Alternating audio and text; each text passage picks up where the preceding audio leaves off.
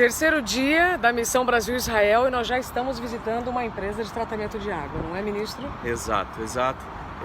Então aqui em Haifa, né, uma empresa bem grande que ela faz todo tipo de tratamento de água de reuso, água de salinização de mar, de salinização de água salobra também.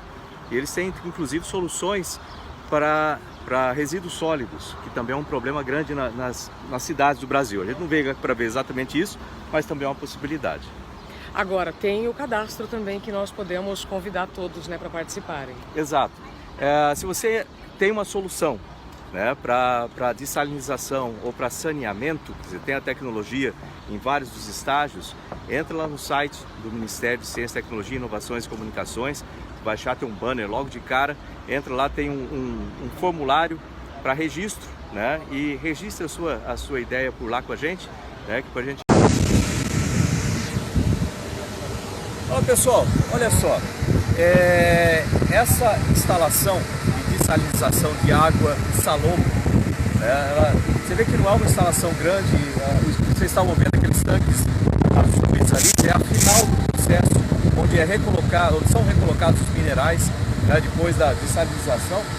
E aqui dentro você vê o tamanho do prédio, não é um tamanho grande, ali dentro você tem os filtros, né, de osmose reversa, de osmose inversa, né, que fazem a dessalinização e atende 200 mil pessoas. Ou seja, você vê que não é algo gigantesco, perfeitamente factível. Diga-se de passagem, 50% da água utilizada em Israel é dessalinizada e 80% da água é reutilizada. Então, é importante notar a importância da água dentro do Brasil, que não presta muita atenção nisso, mas é importante notar isso.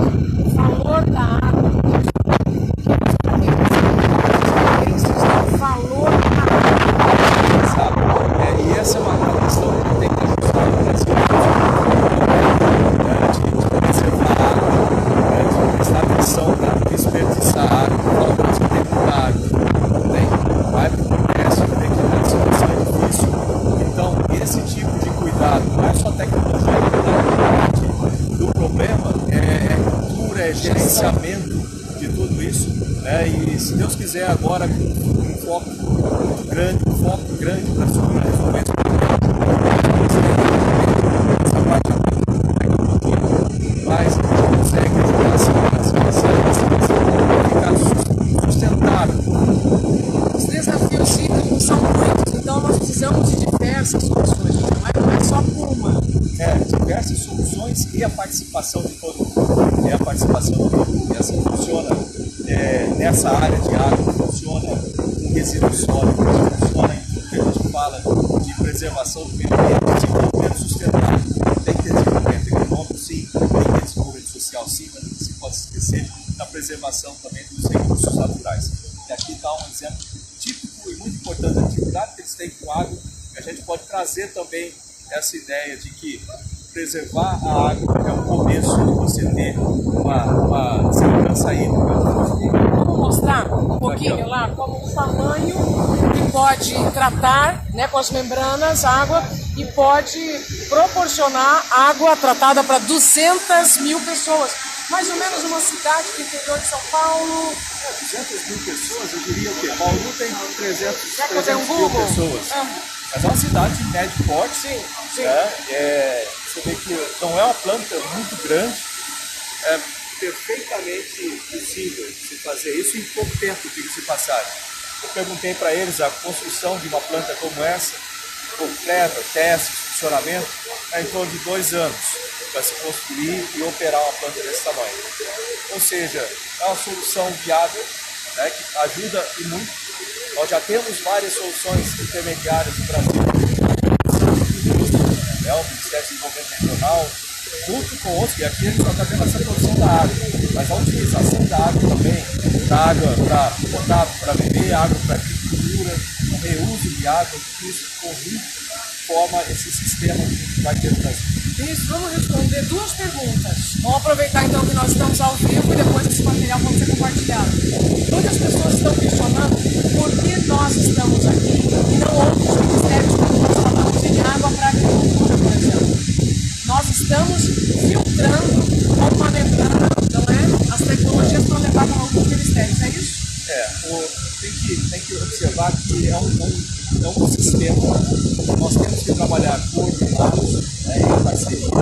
Então, a nossa parte, como ciência e tecnologia, inovações, buscar tecnologias, alimentar os ministérios, a formação possível da existência, as possibilidades que você tem com as tecnologias.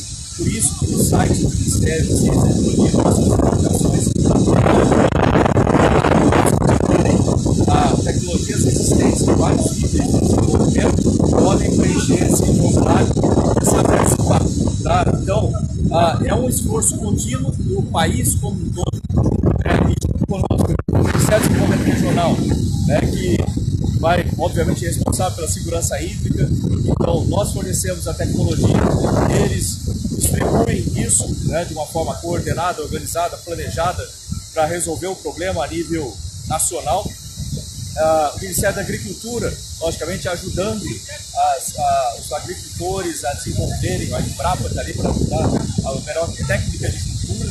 Nós ajudamos no planejamento, cálculo da irrigação. Você vê que é tudo coordenado. À medida dos sensores são transmitidos, teletransmitidos, vamos dizer assim, e a gente coloca a tecnologia ali também. Então, esse trabalho conjunto, isso é cidadania, microfinanciamentos, os pequenos agricultores, a ideia de se aprender a utilizar o Sebrae, pode trabalhar para essas empresas, microempresas terem sucesso. É um esforço conjunto. Agora nós temos chance, tem chance de mudar o Brasil assim. Ou seja, ninguém faz nada sozinho, então vamos juntos. Vamos juntos. E a gente precisa de cada brasileiro fazer a sua parte também. Lembra disso? Uma coisa que eu aprendi aqui, além da tecnologia, é esse cuidado com a água. Preservar a água. A água é cara, a água é preciosa. A gente tem que tomar cuidado com as nossas reservas e preservar, principalmente esses lugares onde não tem água. Porque a pessoa ali sabe bem o valor da água. Mas em outros lugares do Brasil também precisa preservar. Agora nós vamos para a sua empresa. Até mais.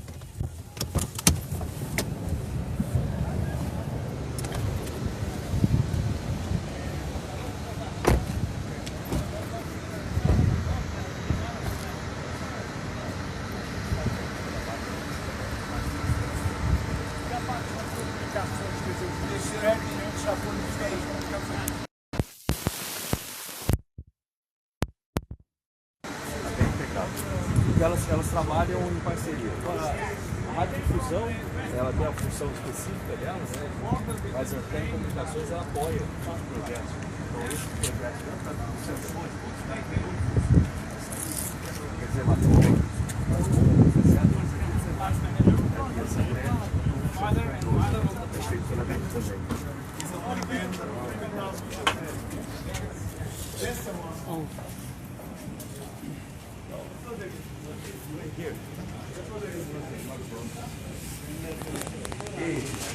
Okay, so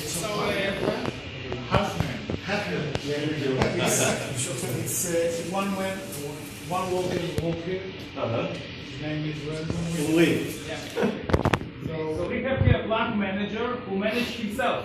Yeah. The plant and himself. Okay. So these such kind of plants usually are designed as they are called unattended units.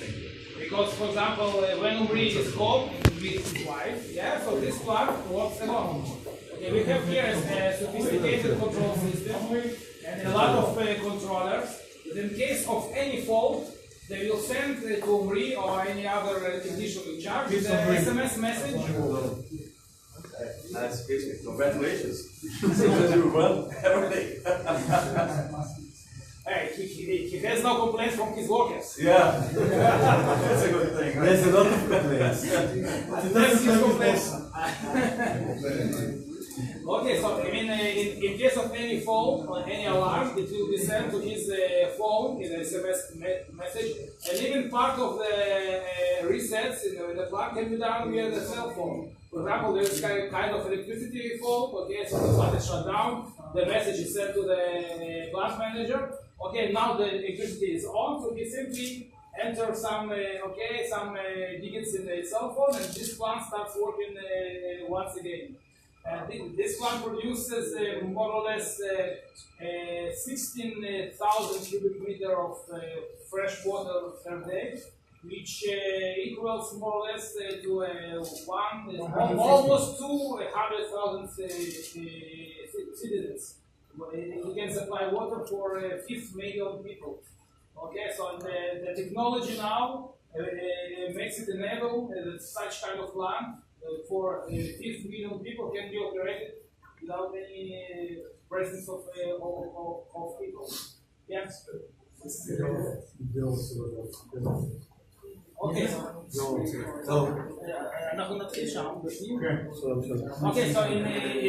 another issue in Israel is chemicals.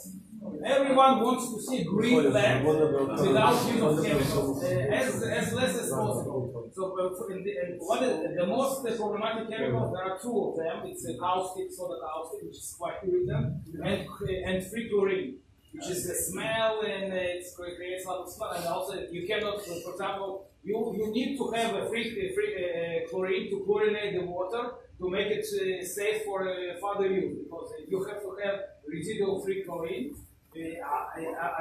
Otherwise, you will have bacteria growing in the water and poison all the inhabitants. But the free chlorine is a poisoning chemical. So we are solving this problem in this specific plant. We have this technology available for other plants also. We are using the electricity to create the free chlorine from the chlorides in the water. So we have chlorides in the water. We remove part of them by desalination, and part of them we apply an electrical current, and we create a free chlorine from the water, not using any chemical. It's the process called electrodialysis, and this can be quite, for example, we have such units in Nicaragua and Panama, because in these remote areas, for example, the supply of free chlorine can be quite problematic. And the problem is even worse, because you cannot store this chemical for months. I mean, you cannot use a huge tank and you can refill it once and a half a year, because the free chlorine will escape to the atmosphere. So you have to have small tank and quite frequent supply, which is not possible, for example, if you have an emergency unit in Peru, like we supplied 5 years ago, or the desalination plant in the island of Panama. So in this case, such kind of unit which needs only electricity and water and can produce free chlorine can be a good solution for the potable water plant to produce safe water at any time and in any amount. Okay, so we can now get He's a man with a vision to build here long time ago to build the desalination plant. Now is food. Giora, you can come here. I think Giora was the only man who believed that this plant will come, because there are a lot of people that say that it's a stupid idea. It's not possible. I mean, you have to have such kind of men in every field of activity. Someone who thinks different. Yeah, I know exactly what He's the founder, actually. Wow. He's the founder of this kind of solution. Nice. Thank you. Thank you very much. Okay, so let's just have a small overview of the plant. Depois eu te dou. This plant actually takes there are a network of four wells taking water from 2 different aquifers, and the water comes to the plant with a very long 4 and 7 kilometers pipe. bringing the water to the plant. There is a pumping station that and the pre-treatment that takes this water to the desalination units, where the most of the water is desalinated. It's very good quality product is produced. And also we have, I will show you, we have the electrochlorination units, which produces from this water also the free chlorine, okay, without using any chemicals. The problem is that the reverse osmosis membranes are stupid units. Okay, they desalinate everything, good minerals and bad minerals. The problem is that you need to have a good minerals like calcium, magnesium, like alkalinity. You want to get them back to the water. Okay, so how can you do this? Okay, the desalination removes almost all the ions, so the water is too corrosive and do not contain almost any minerals. But you can we put this water through the remineralizers. So this is filters that contains limestone. Limestone that is from the lime rock. Okay, so we have facilities in Israel that are digging the lime rock. They are crushing it to small, to very small pieces. We fill these filters with this crushed lime rock, and the desalinated water dissolves it slowly and recovers back very useful minerals like calcium, magnesium, and the alkalinity.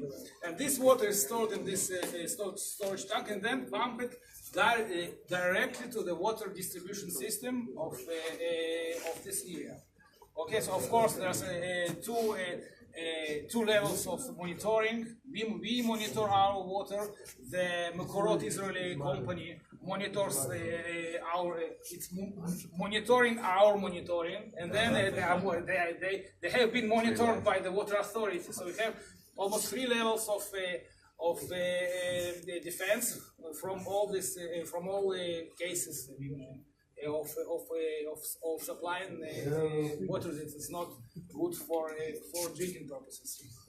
By the way, another important thing is concentrate. So when you desalinate the water, whenever you do, part of it will remain as a highly concentrated solution. Okay, and if you will dispose it here, you will, on the field, you will create a local desert within 1 or 2 years. So you cannot dispose it directly to the field. And it's a big problem in Israel to dispose it to the sea. Basically, if you go to the Israeli law, you cannot enter the sea. It's the same problem because you will poison the sea. All over the world. Yeah. So what is the solution? So one of the solution is evaporation pond. But we don't have any space in Israel. If we will construct the desalination, the evaporation pond, we will need to live into the sea. Okay, but the solution here is it was a creative solution done with hydrologists, and so we are using the salty aquifer. So here we are taking water from the aquifer, which is 50 to 100 meter deep, and but there's an aquifer of 300 meter deep, which is quite saline. Okay, so we take this concentrate from the distillation plant and we pump it to the injection well that brings this water down 300 meter depth into the aquifer, which is very saline aquifer, and we do not poison it. Our concentrate even dilute this saline aquifer. Okay, and these two aquifers of saline water down and the fresh and the brackish water up are not connected because they have quite a hard rock in between. So therefore, pumping the RO reject to the down aquifer do not affect our aquifer of brackish water. So this was a breakage solution that it's also applied in other countries. So I think. The questions about the post-treatment. What did you do to remineralize with water and adjust the pH? Yeah, so this, as I said, we use a crushed limestone. Okay, so when it dissolves into the water, it naturally rises its pH. So then you have two things done.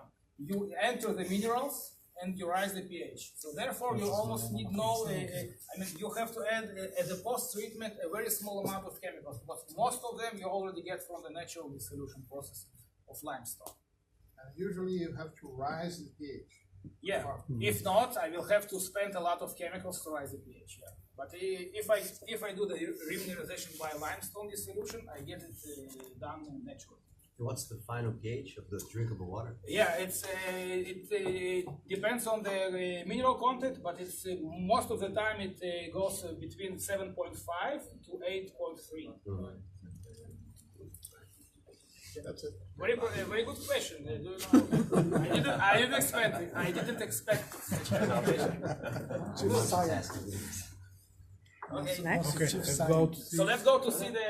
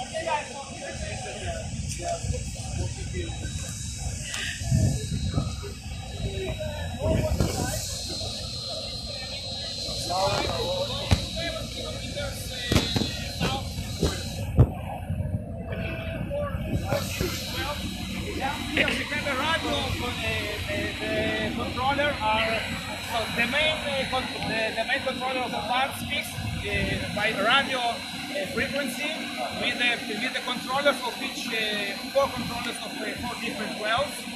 Okay, so these are each one because the well water usually is of good quality. Therefore, you don't need to do too much to enter into the reverse osmosis. You are doing only the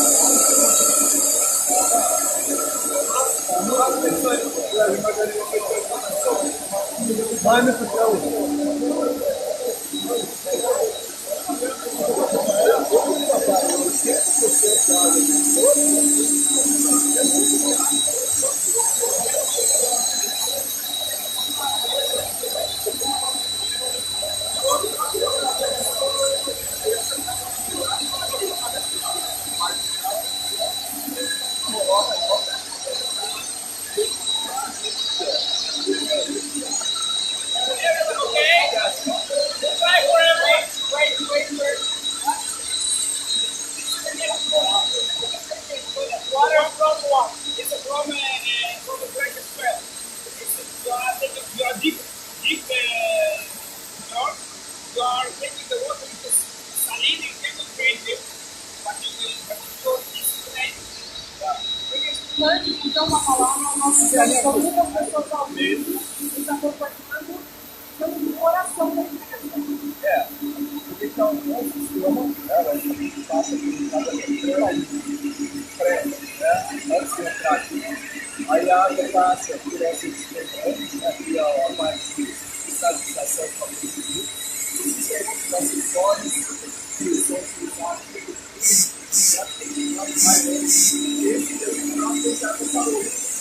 e essa é a nossa ideia.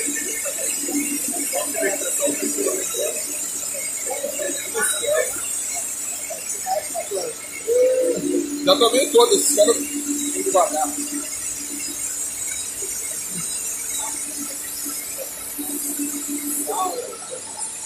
Então, eu fui também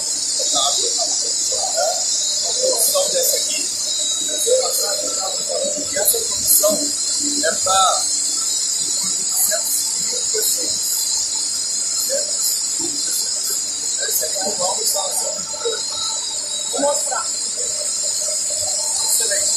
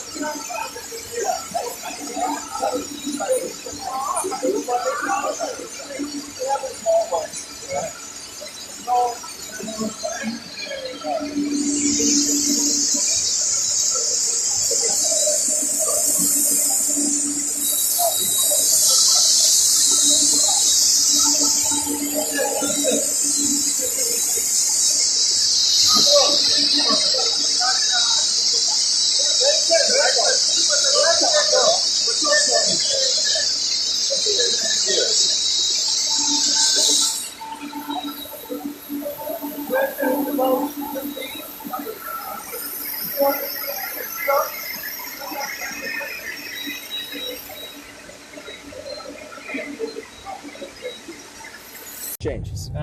Time to time they fly like 1 hour and then the leader changes. Wow. It's like a bicycle, competition that you have the leader and they keep changing the leader because it's in front getting all the air resistance. That's the same reason. You see the bird that is leading, it gets all the effort to flap the wings to get all the drag, and the others you get the upwash at the end of the wing. I understand. You know, I saw on National Geographic in the snow you have a big deer. Now, how do they walk in the snow?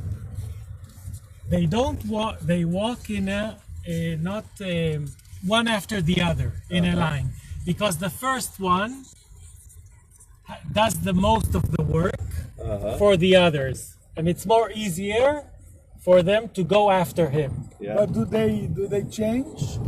No, That's what that was always doing. he's always doing. Okay. No, it's good with the birds because they keep changing. Yeah. So, imagine this is the wing of the airplane, right? So you have lower pressure, higher pressure, then you have lift. Yeah. Right? That's the reason that this way.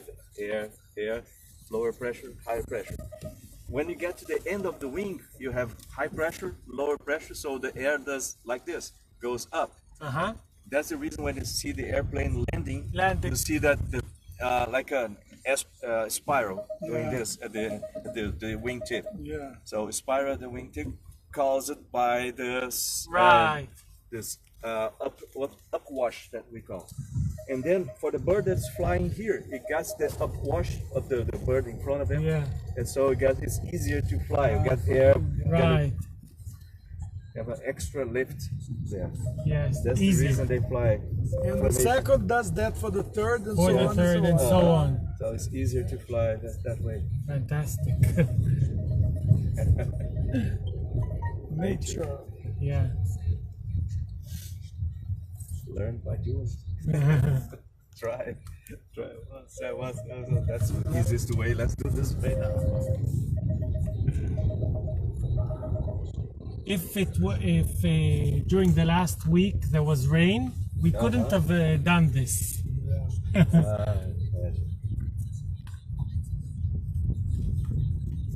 You know, I heard that it went to 84, the casualties in the disaster. In Brazil. Yeah. How many? 84. And they said that I heard that perhaps they stopped the work because there was a danger that another dam close by. It was 2 days ago they had that. Today they repeated that. Yes, this is what So I heard. perhaps the sirens went off. Tinha 2 dias atrás, depois tinha parado. They said that there was no immediate danger.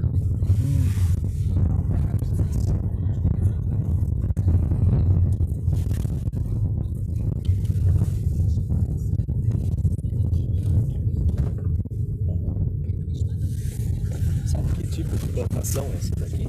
Será que é isso? Essa parte eu não entendo nada. Parece milho, não é não, né? Parece milho, mas não é milho. É. I also thought, what are these? Yeah. I thought about it when we came. Yeah. I have no idea. It's not corn. It's just, but perhaps something that is underground. Oh yeah, could be. Underground, but I don't know what it is. Have to ask. Yeah. The good thing is it's spring. Yeah. It changes completely the scenario.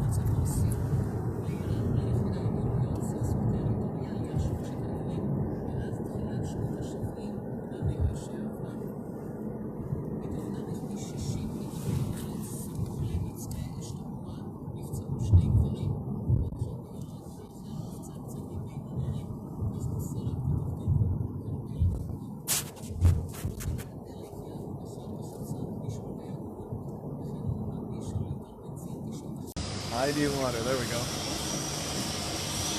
We're pouring Agora it é a like hora. wine. We're pouring it like wine. Todo mundo preparado. Here, I'll pass it on to the rest of you. Ministro, você Who quer wants some water? nos contar um pouquinho do que vocês viram? Essa é uma das maiores empresas de desalinização de água do mar. Deixa eu sair daqui que eu estou num lugar meio complicado. Anybody missing water? There you go. Tá muito parado, né? Todos pro lado de cá pra gente, tá vendo? Vamos lá. A gente faz brinde. And make a tone. There you go. Yeah, we can drink to Abre a roda assim, todos. Pazini. clean, safe water in Brazil.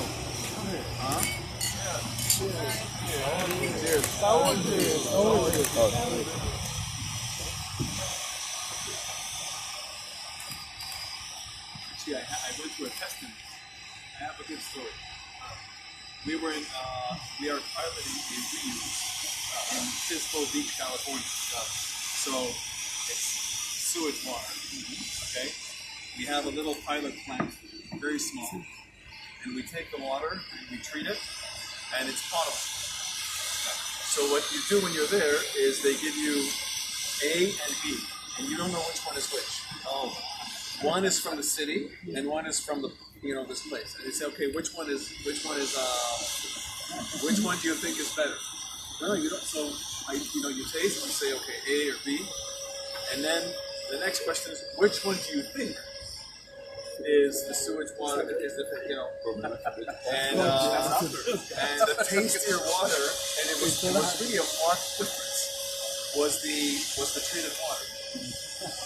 It's at Pismo Beach. They're doing this. I was with the mayor. It was fabulous. They were very impressed. The blind test. Yeah, it's a blind test. I think I even have it here. This is very good.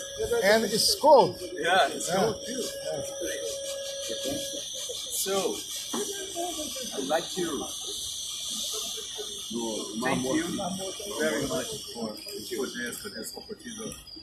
Know any company, know the technologies. I'm sure all the experience that you have here on the technologies and expertise, you can help them. Very there. Hope we can. We'll be happy to help.